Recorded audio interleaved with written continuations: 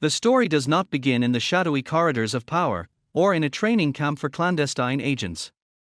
It begins, instead, with the end of a world. The year is 1917, and the city of Brussels is a place of grey despair, occupied by the German war machine. The Great War has ground on for 3 years, consuming a generation in its muddy, bloody trenches. For a young girl named Margaretha Gertrude Zell, this war is not a distant headline, it is the crucible that forges her, a personal apocalypse that burns away her past and leaves behind a raw, resilient core. She is not yet the legendary spy. She is simply Mater Hari, a dancer whose fame has curdled into notoriety, trapped in a city she cannot leave. To understand the woman who would become the most dangerous game piece between the Allies and the Axis, one must first understand the ashes from which she rose. By 1917, Mater Hari was already a phantom of her former self. The exotic dancer who had taken Paris by storm, the courtesan who had seduced aristocrats and generals, was now a figure of suspicion. Her Dutch nationality allowed her to travel, but in a world gripped by spy fever, her movements, her connections, and her very profession made her a target. She was a woman who traded on intimacy, and in total war, intimacy is the currency of treason. Her world had been one of artifice and illusion. She crafted a biography of being a Javanese princess, a priestess of Eastern dance, her body a canvas for a sensuous, invented mystique. Men projected their fantasies onto her, and she, a master of perception, became whatever they desired. This skill of reinvention, of being a blank slate upon which powerful men could write their own stories, was the primary weapon she honed in the salons of pre-war Europe. It was a weapon born of necessity. Abandoned by a brutal husband, stripped of her children, she had used her wit and her body to climb from destitution to fame.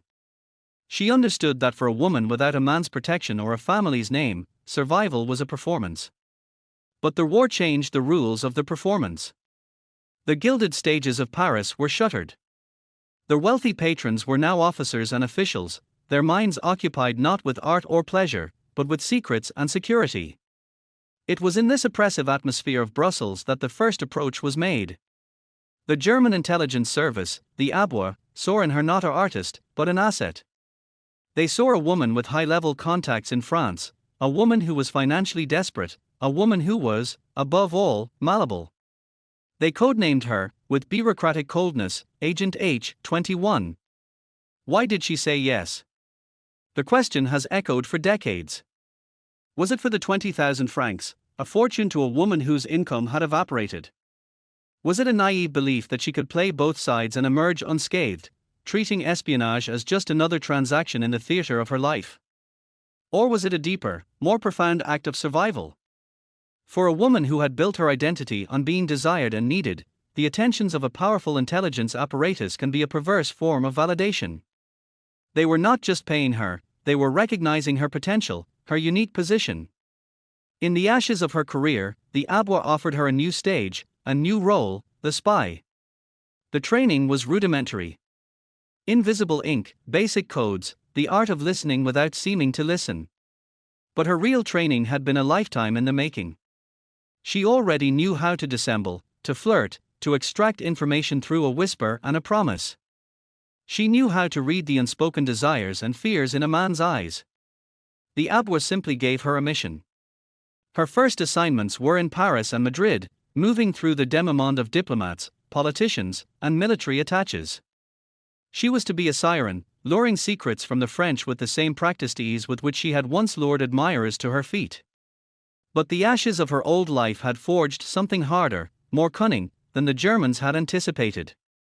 The woman who had lost everything was not a loyal servant, she was a free agent in the truest, most dangerous sense of the word. The name, Mater Hari, was a brand she had created to survive. The codename, H-21, was a chain the Germans tried to place upon her. She would not be owned. Unbeknownst to her new masters, she was already planning her next move. The performance was not for Berlin, it was for her own salvation. And so, in a calculated act of defiance, she walked into the British embassy, and then the French Juxem Bureau, and offered them the same thing, herself. She proposed the ultimate double cross. She would work for the French, feeding them information about German intelligence, acting as a double agent. It was a breathtakingly audacious plan. In the ashes of war, she was attempting to build a fortress of her own design, playing the two greatest intelligence networks of the era against each other. She was no longer just a dancer or a courtesan. She was becoming the architect of her own legend, a woman who believed she could dance on the edge of the abyss and not fall. The name forged in the ashes was no longer just Mater Hari. It was the name of a spy who would, for a brief, brilliant, and terrifying moment, fool them all. The game was on, and the stakes were her life. The term, reluctant, is a key that unlocks the complex moral and psychological cipher of Margaretha Zell in 1915. She was not an ideologue, not a fervent patriot burning with nationalist zeal for either side. The war, for her, was a cataclysm that had shattered the chandelier-lit world that was her stage and her marketplace. To label her a spy at this juncture is to misunderstand her entirely. She was, first and foremost, a survivor, and her foray into the dark arts of espionage was born not from a desire to serve a cause, but from the desperate, grinding need to simply exist. When the guns of August 1914 roared, the curtains fell on Mater Hari's Europe.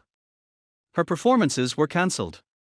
Her wealthy patrons, those generals, industrialists, and aristocrats, were now preoccupied with mobilization and survival. The river of money and gifts that had sustained her lavish lifestyle dried up almost overnight. She was in Berlin when the war began, and her status as a Dutch national suddenly became a precarious liability. She managed to return to the neutral Netherlands, but The Hague was a backwater compared to Paris. She was stranded, financially adrift, and watching the world she had so carefully conquered descend into madness. It was in this state of vulnerability that the first tendrils of intelligence work reached her. The approaches were not dramatic, cloak-and-dagger affairs. They were subtle, almost social. A conversation at a party with Karl Kromer, the German consul in Amsterdam. A meeting arranged by a friend of a friend who was connected to the German embassy. They did not ask her to plant a bomb or steal blueprints. They asked for what she had always given: gossip. Information about the French officers and politicians she knew, their dispositions, their moods. In return, they offered what she desperately needed: money. The initial payment is a matter of historical record, 20,000 French francs. For a woman facing destitution, it was a lifeline. But to see this transaction as a simple sale of secrets is to miss the nuance of her psychology. Mater Hari viewed herself as a woman of the world, a connoisseur of powerful men. To these German agents, she was not a washed-up dancer, she was a person of influence, a resource. In a time when her value was rapidly depreciating, the Abwehr was, in its own sinister way, validating her. They were acknowledging her unique access, her social skills, her ability to move through the highest circles. For a woman whose entire identity was built on being desired and needed, this was a potent narcotic. Yet, the reluctance is palpable in the historical record. She provided little information of any real value. Her early reports were a collection of salon tidbits, rumors, and recycled news. She seemed to be treating espionage as another form of courtesanship, a transaction where she offered the illusion of intimacy and access in return for financial support. She accepted the codename H21, but it is unlikely she felt any true allegiance to the German cause. Her allegiance was to Margaretha Zell. This period of her life was a slow, moral drift. She was not recruited, she was gradually enveloped. The German intelligence apparatus, under the command of the formidable Major Arnold Colley, was a web, and she was a fly who did not realize she was being trapped. They gave her missions that played to her strengths: travel to Paris, rekindle old acquaintances, listen. They provided her with the invisible ink, the codes, but these were mere tools. Her real weapon was, as always, herself. Her reluctance, however, began to fracture under the weight of two converging forces: financial pressure and a dawning realization of her own precarious position. The money from the Germans was spent as quickly as it was earned, funding her expensive tastes. Simultaneously, she began to understand that she was now in a game from which there was no easy exit. The Germans had a file on her. They had her signature on receipts for funds. She was compromised. It was this terrifying realization that catalyzed her transformation from a passive informant into an active, if reckless, strategist. The reluctant spy decided that if she was to be forced to play this game, she would play it by her own rules. In the winter of 1916, she made a decision that was either one of breathtaking courage or profound foolishness. She went to the French Juxem Bureau and offered them a deal.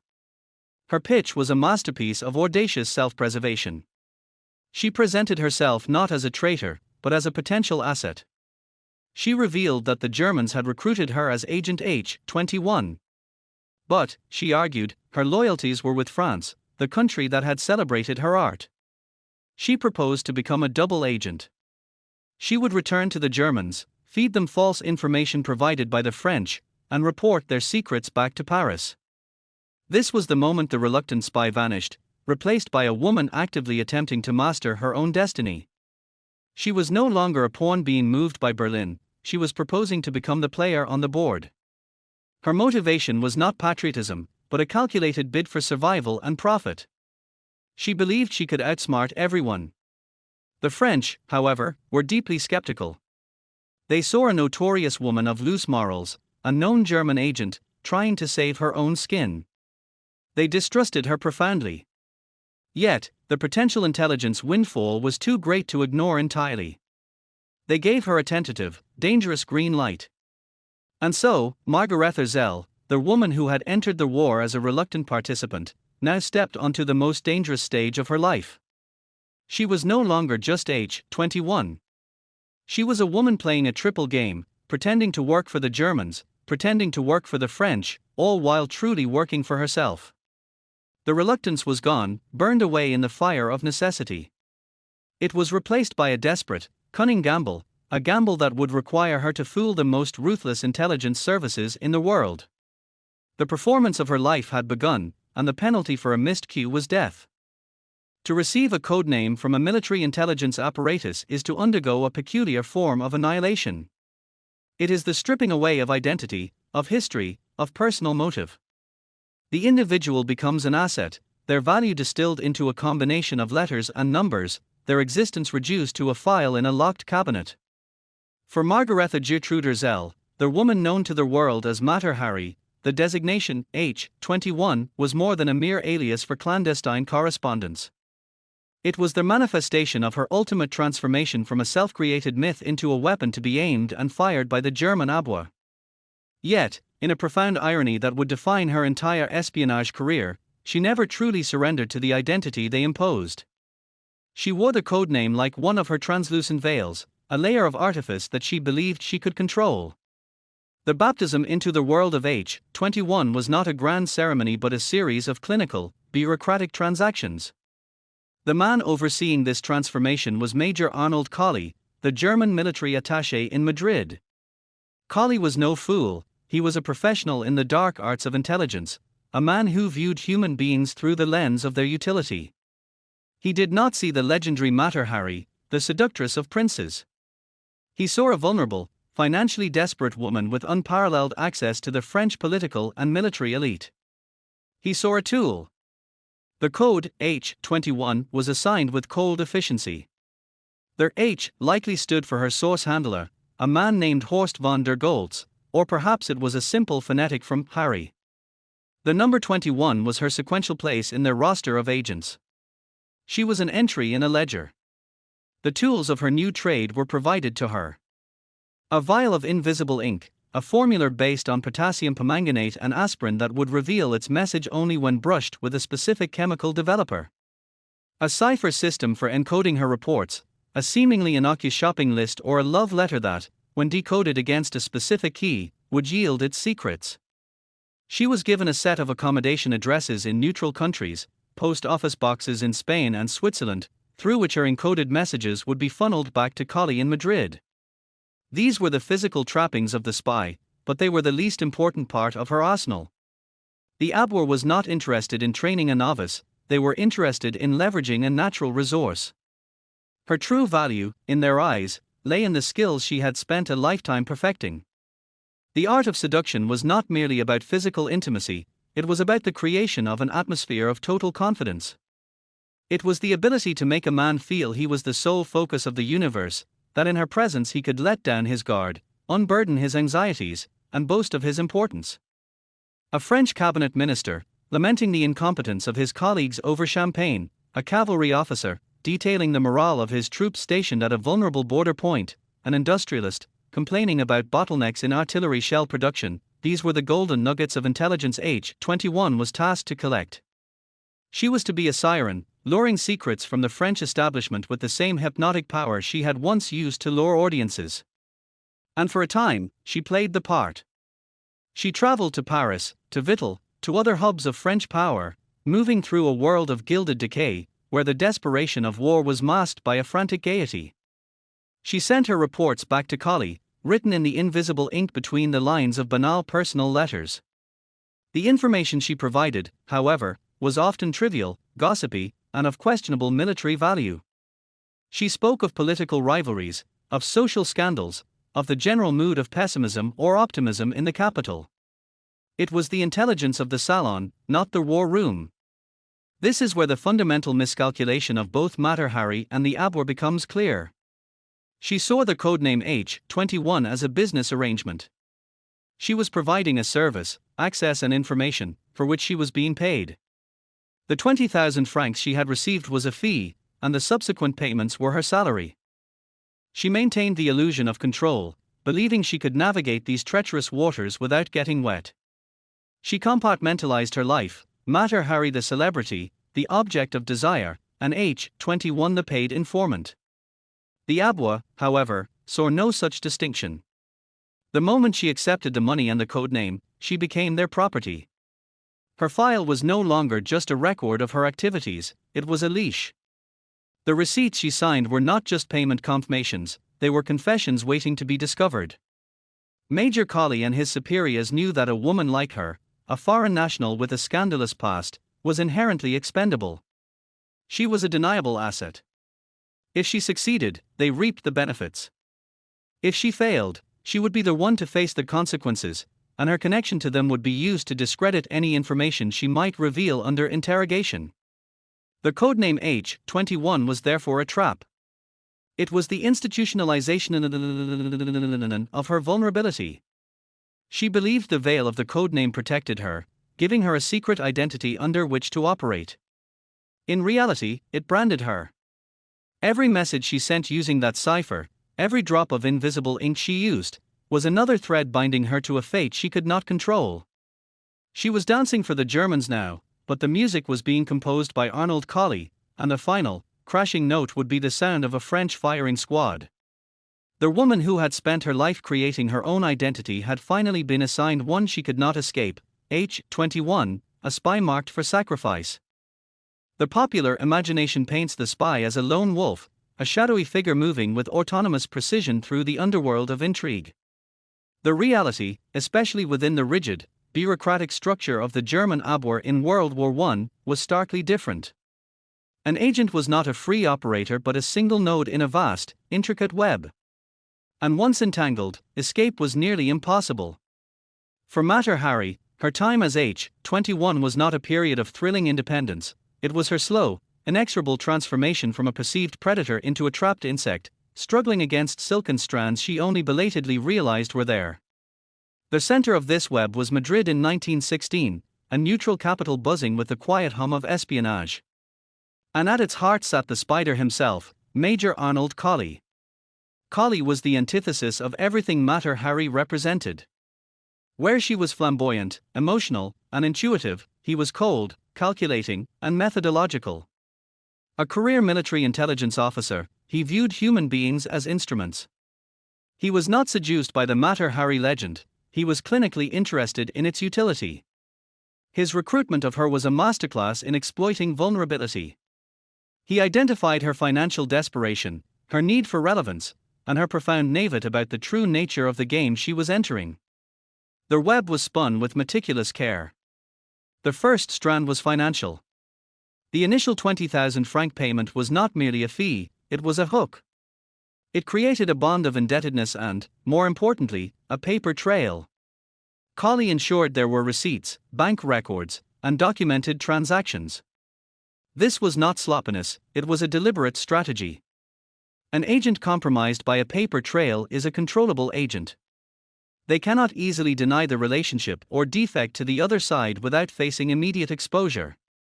Every subsequent payment, every expense account she submitted for her travels and lavish lifestyle, was another filament added to their web, binding her more tightly to the abour. The second strand was the apparatus of espionage itself. The provision of the invisible ink and the cipher system was not an act of empowerment, but of ensnarement. These were the unique, identifiable tools of his network. Any message intercepted by French counterintelligence that was written in that specific ink or used that specific cipher would point directly back to his operation, and by extension, to H21. She was being given a rope, believing it was a lifeline, while Colley held the other end, ready to hang her with it if necessary. The accommodation addresses in neutral Spain and Switzerland were not safe havens for communication, they were monitoring posts, allowing Colley to track her movements and her compliance. For a time, Mater Hari believed she was the one spinning her own web within his. She saw herself as the clever courtesan, manipulating the powerful man. She provided Colley with information, but it was often superficial: gossip from Parisian salons, rumors of ministerial affairs, assessments of civilian morale. It was intelligence designed to justify her expense account, not to win the war. She moved between Paris, Madrid, and Vittel, maintaining her celebrity persona, believing her performance was convincing everyone. She was playing the spy, while Colley was conducting espionage. The critical turning point, the moment the web truly tightened, came when Colley's demands evolved. He was no longer satisfied with salon tidbits. He began asking for specific, tactical military information, details on French defensive preparations, the movement of troops, the development of new weapons like the tank. This was a realm far beyond her capabilities and her social access. It was also a realm of supreme danger, where failure or fabrication would be immediately obvious to a professional like Colley. It was this pressure that likely drove her to her most reckless act, her direct offer to the French to become a double agent. This was not, as she perhaps believed, a masterstroke of cunning.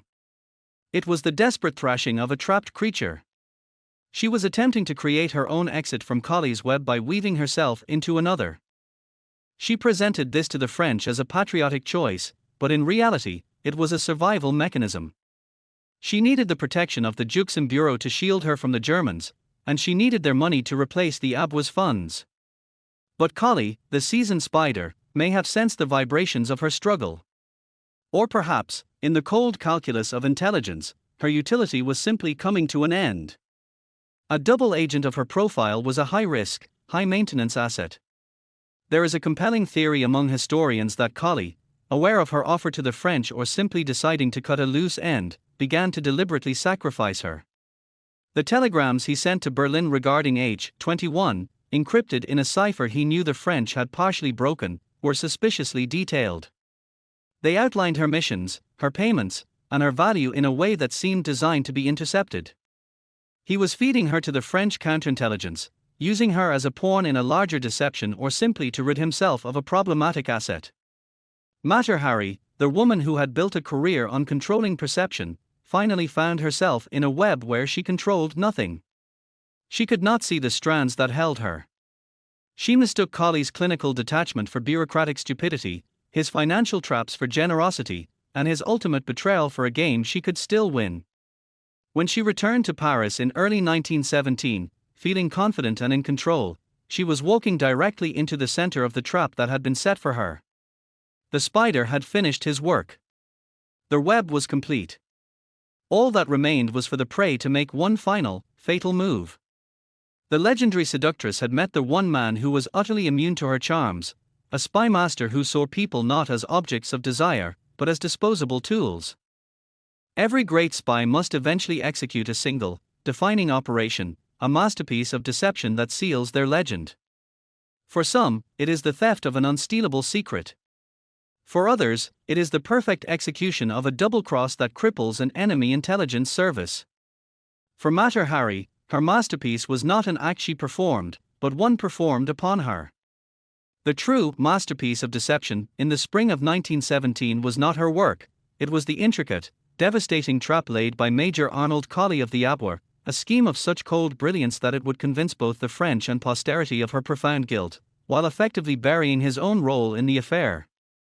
Mater Hari was not the artist of this deception, she was its canvas, and her fate was the final, brutal brushstroke. The stage for this final act was Madrid, a city shimmering with duplicity. By early 1917, Mater Hari's position was untenable. Her value to the Germans was spent. She was a known entity, her connections in France growing stale, her methods obvious. To the French, whom she had propositioned to work as a double agent, she was an object of deep suspicion, a notorious German spy trying to save her skin. She was caught between two powerful machines, trusted by neither. It was at this precise moment of maximum vulnerability that Colley initiated his endgame. The operation was a classic intelligence gambit known as a sacrificial play. An agent is deliberately exposed to the enemy to achieve a larger strategic goal.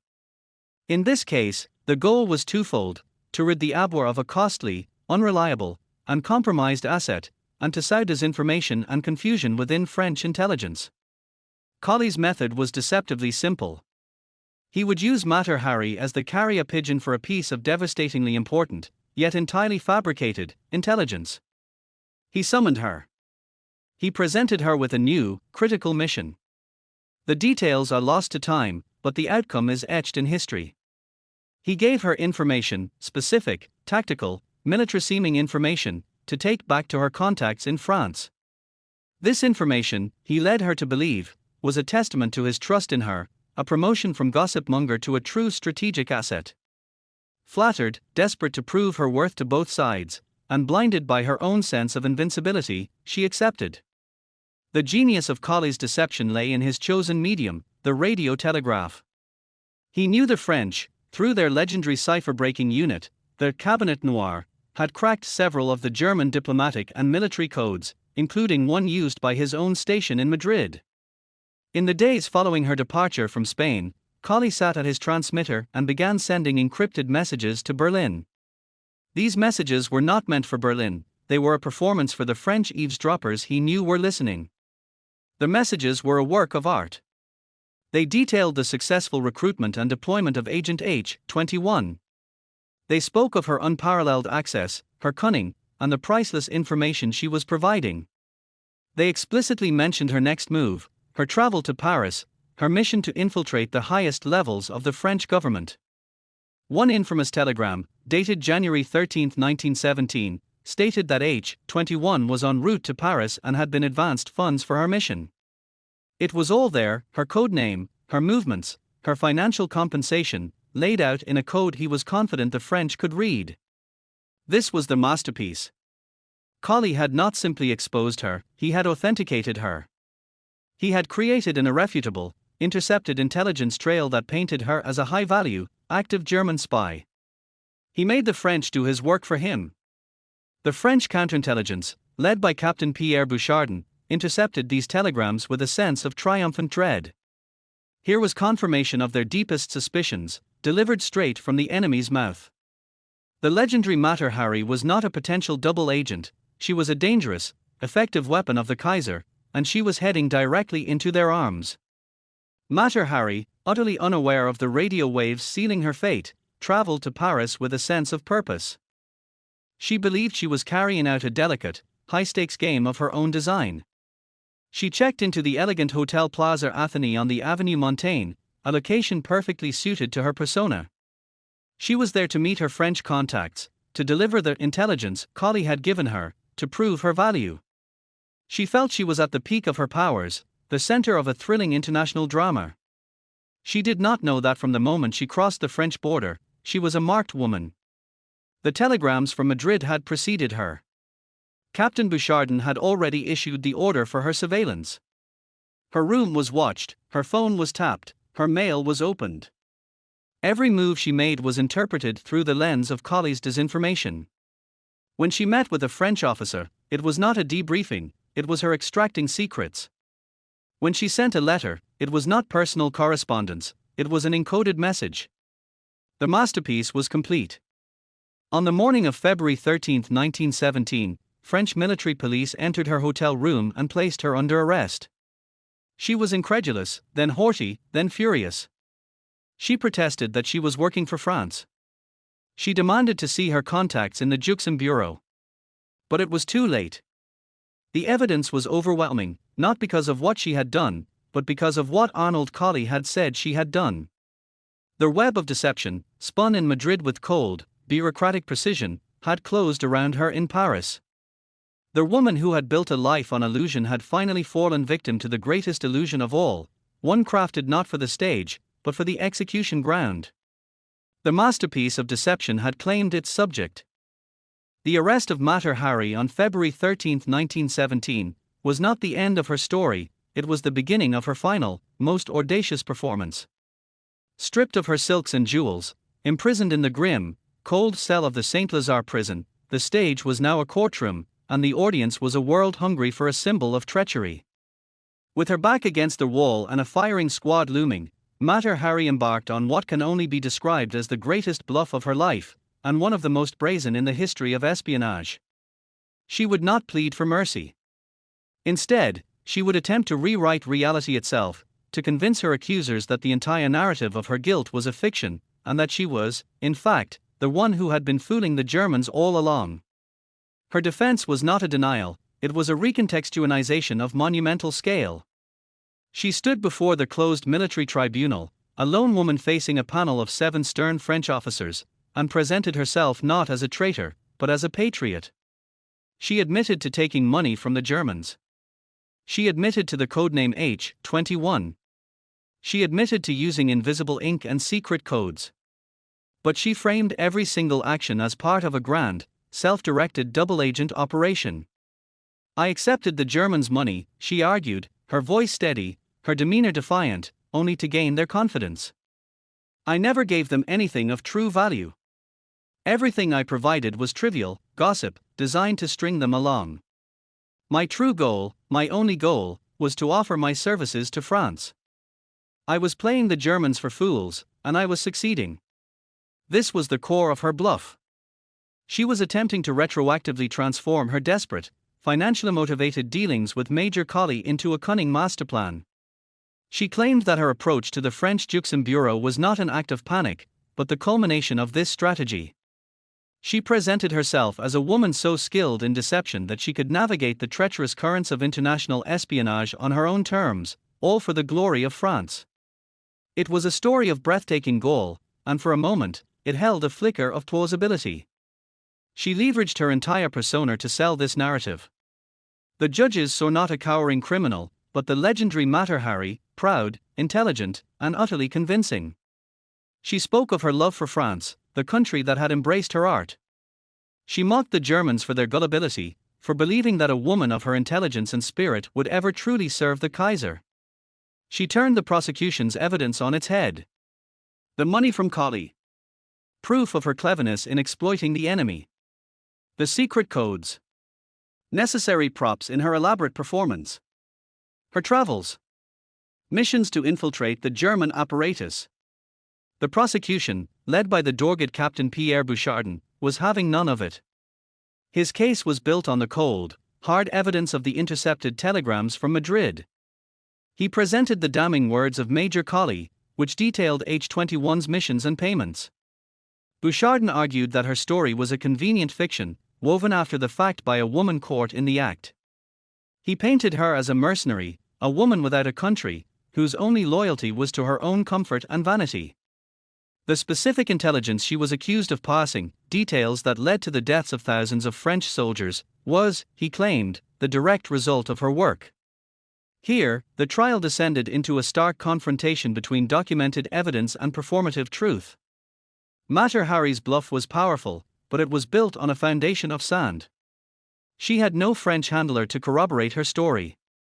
The Juxem Bureau, wary and embarrassed by their tentative involvement with her, denied any formal relationship.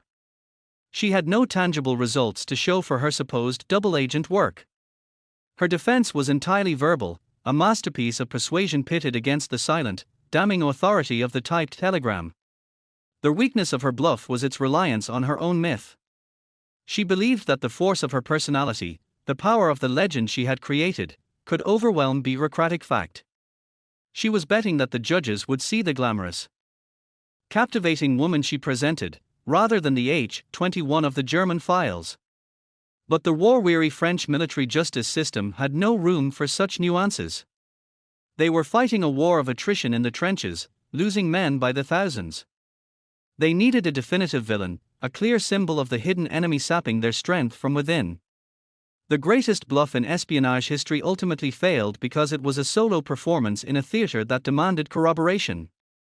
On July 25, 1917, the tribunal found her guilty of espionage and condemned her to death. The verdict was not just a rejection of her story, it was a rejection of her entire being.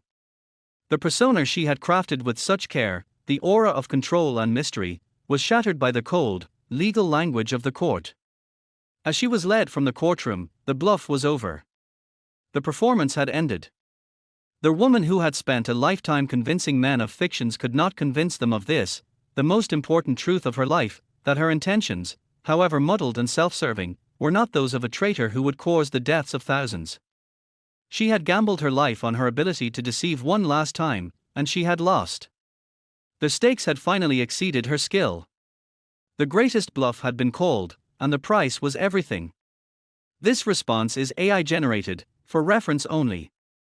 The condemnation of Mater Hari was not merely a legal verdict, it was the culmination of a profound and multifaceted betrayal. She did not fall solely by the hand of the German spy master who engineered her sacrifice, nor solely by the French court that condemned her with flawed evidence.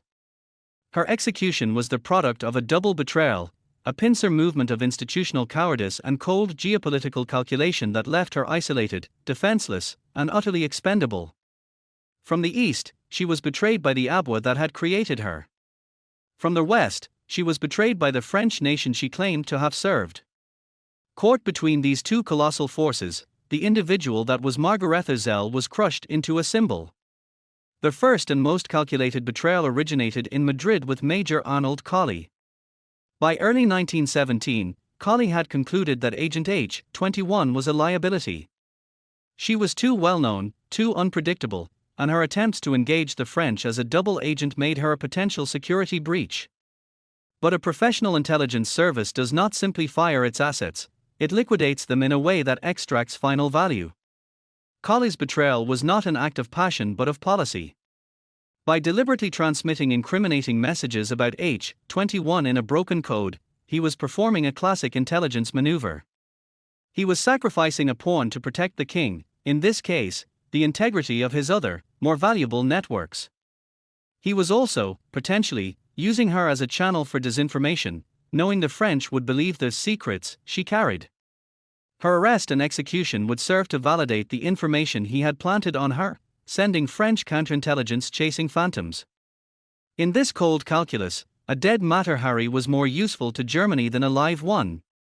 She was a piece of debris jettisoned to mislead the enemy and lighten the load. The second betrayal, more complex and in some ways more devastating, came from the French.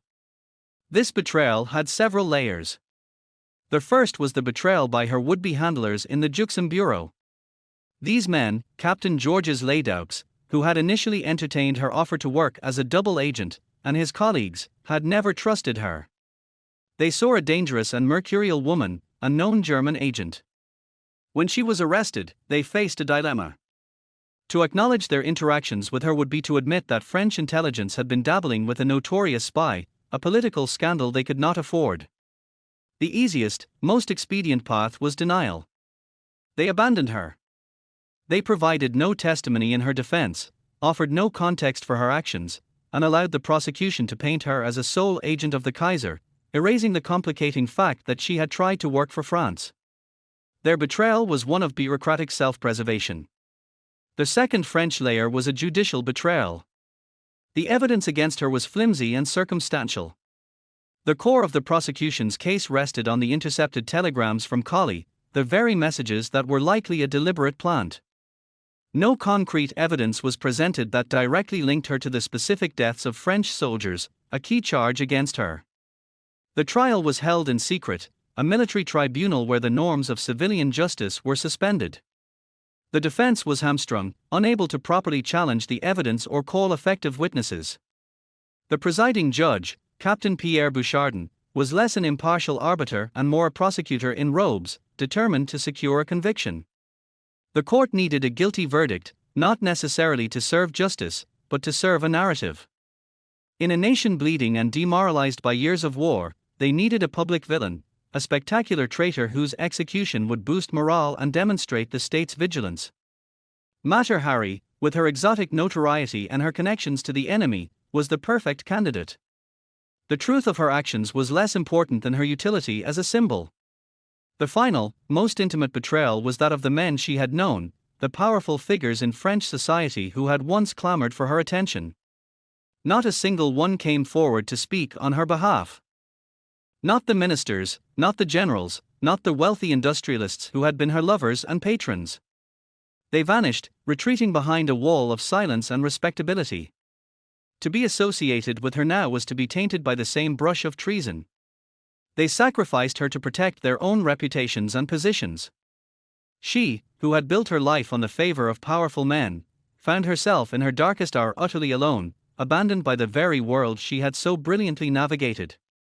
This double betrayal left her with no recourse. The Germans had framed her, and the French, for their own reasons, were all too willing to believe the frame. She was a loose end that both sides needed tied up. For Germany, her death closed a risky file and potentially misled the enemy. For France, her death provided a scapegoat and a propaganda victory. The fact that she was likely a minor, bungling spy rather than a master traitor who cost tens of thousands of lives was irrelevant. The system had consumed her. In her damp cell in Saint Lazare prison, awaiting the dawn and the firing squad, the full weight of this double betrayal must have settled upon her. The game was rigged. She had believed she was playing nations against each other, but she was only ever a piece on their board, and when her position became inconvenient, she was swept off.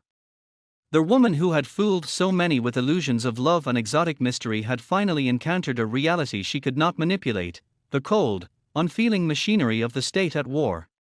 She was not executed for what she had done. She was executed for what she represented to both sides, a problem that required a final, violent solution.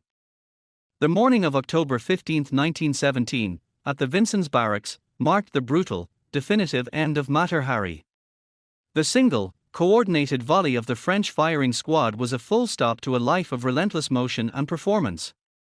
But for the woman who had so meticulously crafted her own legend, death was not the end of her story's manipulation. The bullet-riddled body was the final, stark reality, but the narrative of her life was immediately seized, twisted, and cast into a new kind of exile, an exile into myth, obscurity, and deliberate forgetting. The immediate aftermath of her execution was not a period of mourning or reflection, but a frantic effort by all involved to bury the inconvenient truth she represented beneath a simple, palatable tale of a treacherous seductress. The French military authorities, having achieved their goal, wanted the matter closed. They had their spectacle, their warning to other potential traitors, and their morale-boosting propaganda. The messy complexities of the case, the possibility of a deliberate frame-up by German intelligence, the ambiguous role of the Juxem Bureau, the flimsiness of the evidence, were dangers to the official narrative. The body of Mater Hari was not released to any family or loved ones for a proper burial.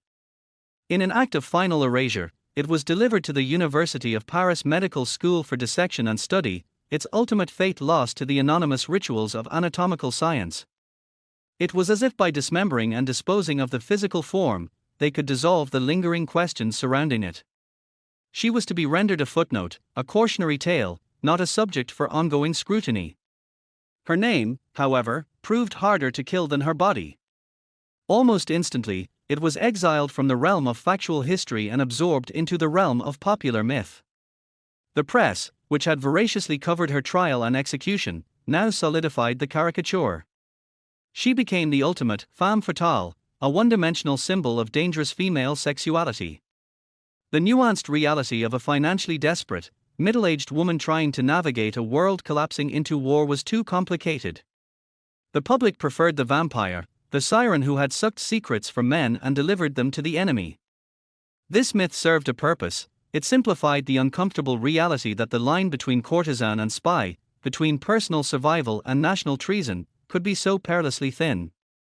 This period of obscurity was also enforced by the very governments that had created her. In France, the files on the Mater Hari case were classified, sealed away in the military archives for decades. To open them would be to risk exposing the dubious judicial processes of the wartime tribunal and the possible incompetence of its intelligence services. In Germany, the records of the Abwehr that detailed the recruitment and sacrifice of H-21 were similarly buried. Both nations had reasons to let the dust settle and the story harden into its simplified, useful form.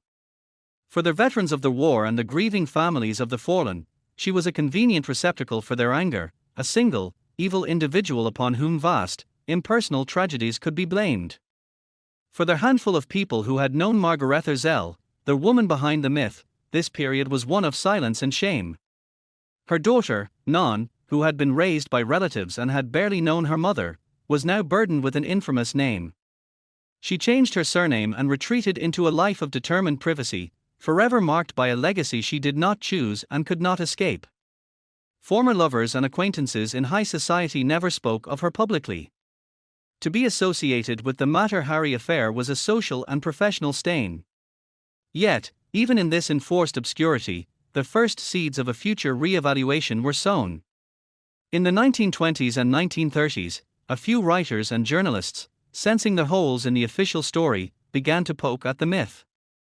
They questioned the evidence. They wondered aloud about a possible miscarriage of justice.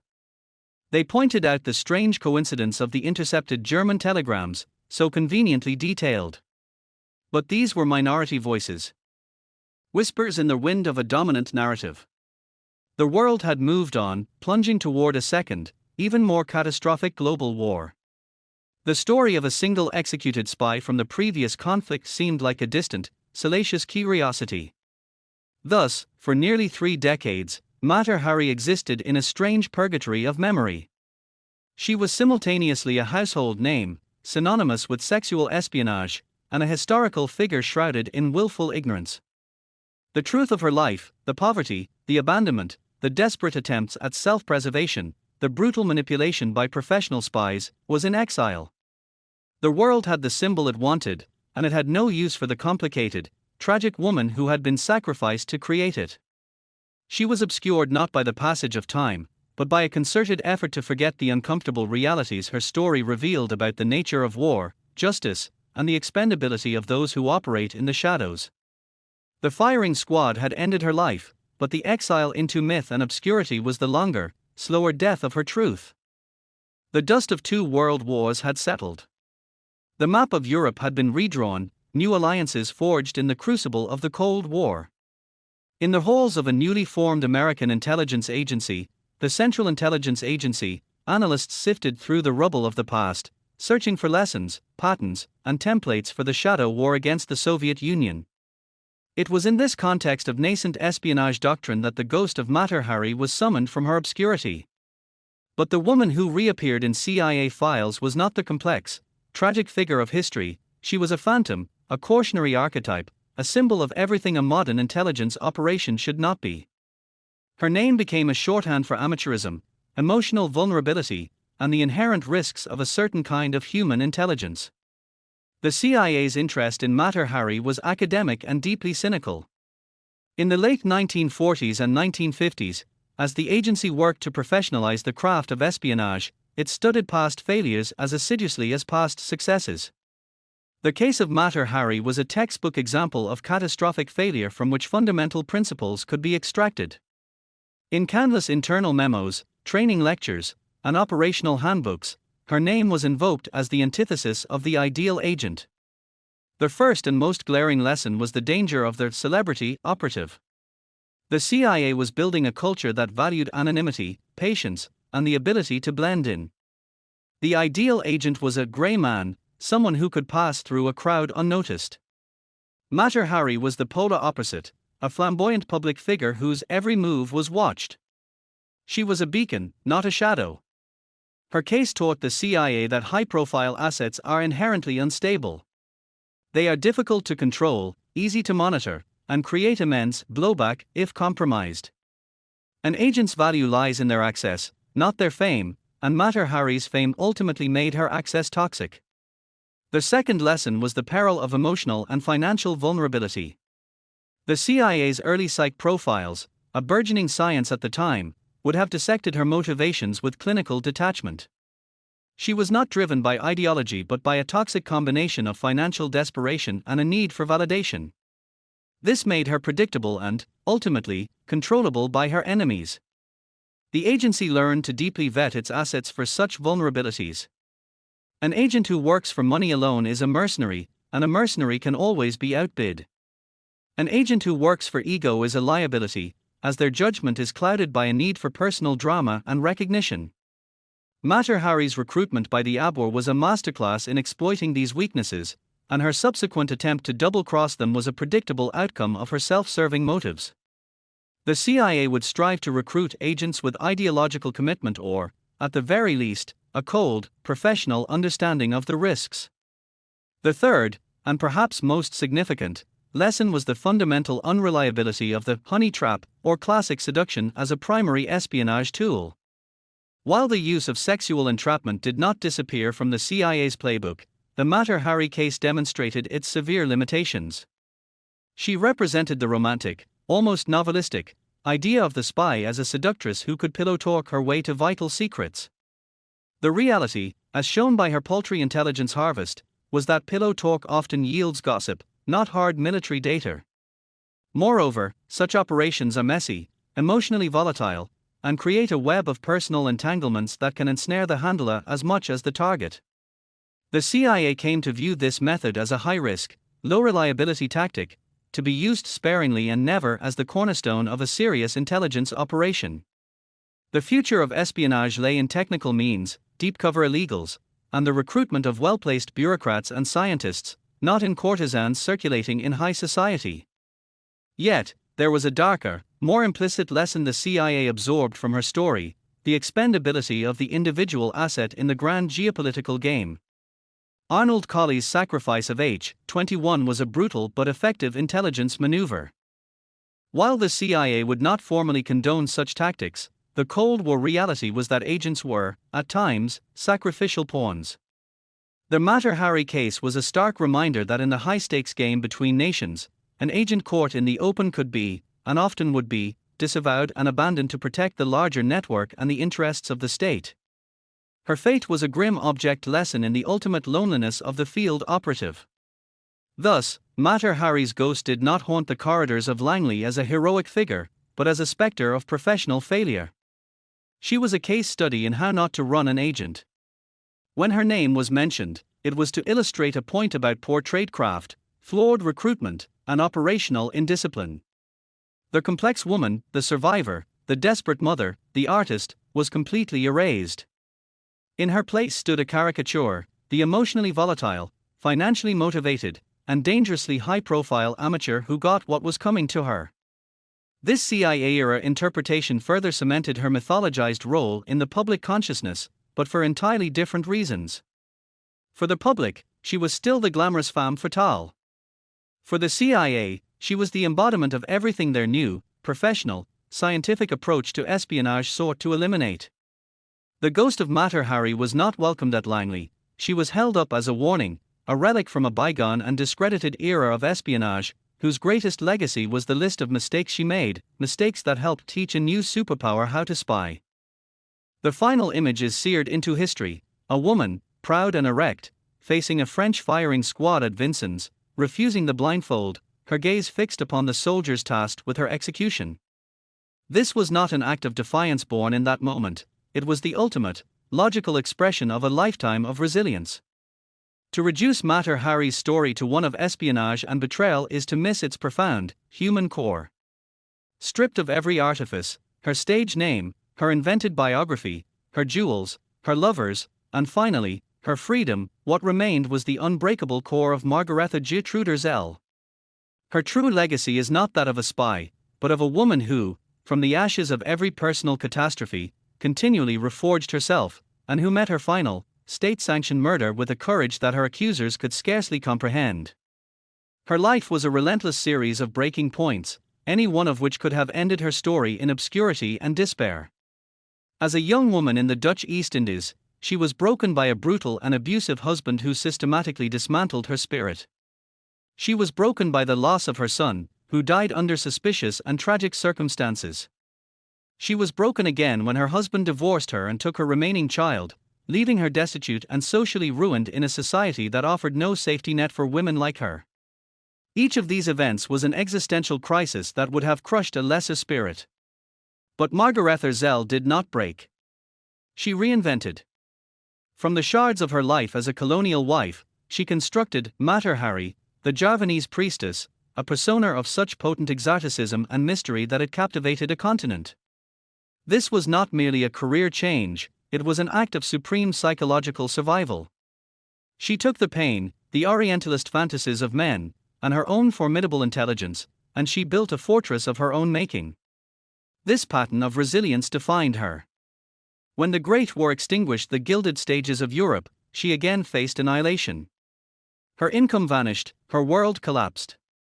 The descent into espionage, for all its moral ambiguity and fatal consequences, was, in her mind, another act of reinvention. She saw it not as treason, but as a new performance, a new way to leverage her unique skills to survive in a world gone mad. Even when she was entrapped by Colley's web, her response was not to surrender, but to attempt an even more audacious gambit, the double agent. This was the response of a mind that refused to accept the role of victim.